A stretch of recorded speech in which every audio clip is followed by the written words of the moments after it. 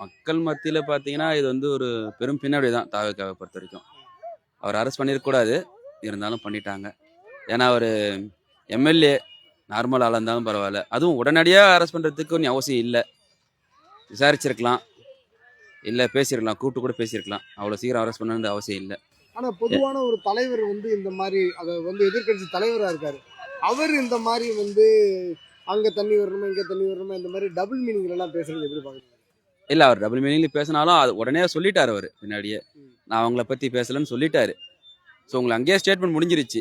அத நீங்க தான் பெருசு பண்ணுவீங்க. அது ஒரு கான்ட்ரோவர்சியே இல்ல முதல்ல சொல்லப்போனா.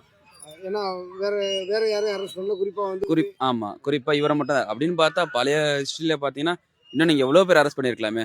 பேச்சுக்கு பேச்சு அரெஸ்ட் தான் பண்ணணும்னா. அது மட்டுமே இல்லல்ல. நாளைக்கு வந்து இந்த சட்டசபையை திரும்பி கூடுறாங்க நாளைக்கு கூடும் அப்படி அதுல அவங்க எதனா பேச போறாங்கன்றதுக்காக தான் முன்கூட்டி அரெஸ்ட் பண்ணிட்டாங்க சொல்ல போனா.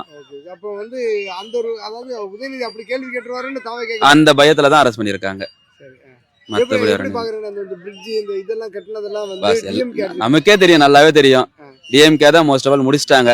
80% முடிஞ்ச ஒர்க்ல போயிட்டு நீங்க போயிட்டு நான் தான் பண்ணேன்னு சொன்னா அது நியாயமே இல்ல. அந்த நீங்க எதனா புதுசா நீங்க ட்ரை பண்ணி நீங்க அடிக்கல் நட்டி நீங்க எதனா முடிச்சு வச்சீங்கன்னா அது நல்லது. எல்லாரும் முடிச்சிட்டாங்க. செயின் கோபின்லாம் முடிச்சிட்டாங்க. ஆல்மோஸ்ட் முடிச்சிட்டாங்க. எங்களுக்கு தெரியும், மக்களுக்கும் தெரியும், பாதி பேருக்கு தெரியும். இந்த ரீல்ஸ் எல்லாம் பார்க்கும்போது நீங்க என்ன நினைச்சுப்பீங்க? ரீல்ஸ்ன்றது வேற பாஸ். ரீல்ஸ்ன்றது உலகமே கிடையாது. ரீல்ஸ் வெறும் சும்மா தான். ½ hour ஃபோன் நோண்டிட்டு அதுக்கப்புறம் அது வாழ்க்கை இல்லை. என்னை பொறுத்தவரைக்கும் ரீல்ஸ் பார்க்கறது வேஸ்ட்டு தான். ரீல்ஸ்லேயே வந்து ஆட்சி நடத்த முடியாது 5 வருஷம். இது வந்து யாருக்கு சாதகமா இருக்கும்னு நினைக்கிறீங்க? டிஎம்கே தான். டெஃபினெட்லி டிஎம்கே தான்.